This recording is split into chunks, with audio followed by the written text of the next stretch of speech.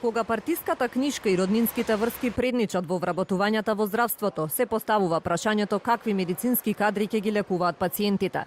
Наместо прворангираниот кандидат, специјализиран кадар на една од скопските клиники се вработила треторангирана кандидатка, општа докторка без познавање на македонскиот јазик, реагираат дел од лекарските здруженија. Докторката на интервјуто дошла со преведувач. Обвинувања за роднински вработувања има и за во Штипската и во Тетовската болница.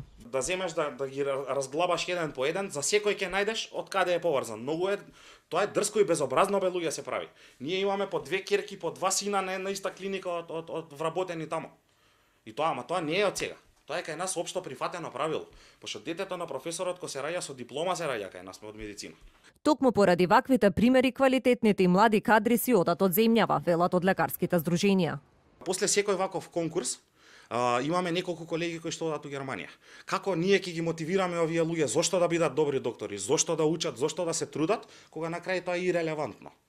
Од Асоциацијата на специјализанти млади лекари предлагаат да се укине дискреционото право на директорите на здравствените установи тие да одлучуваат кој ќе се вработи.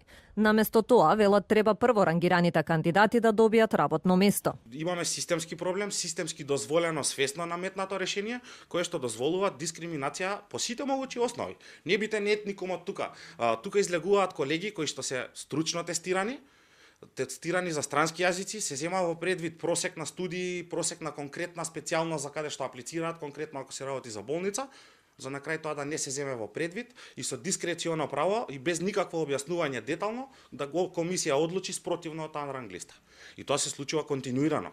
Министерот за здравство Венко Филипче немал време да ги погледне конкурсите и да види како се вршела регрутација на здравствените работници. Вели дека ќе се сретне со Асоциацијата на млади лекари, но и со директорите на дел од здравствените установи. Не одговори конкретно дали ќе го промени законот, но најави дека подготвувале нов модел со кој сите завршени лекари ќе добијат понуда за работно место. Сакаме овој модел да го надградиме и да биде модел за кој што сега во најскоро време ќе обезбедиме и дополнителна сума на средства, за да сите завршени млади лекари, а тие се околу 300 на број во нашата држава од сите 3 медицински факултети, добијат понуда за работно место. Неодамна и самиот министер за здравство во интервју призна дека обиди за партиски влијанија при вработувањата во здравството имало и секогаш ќе има, но рече дека тие се обидувале да ги сведат на минимум.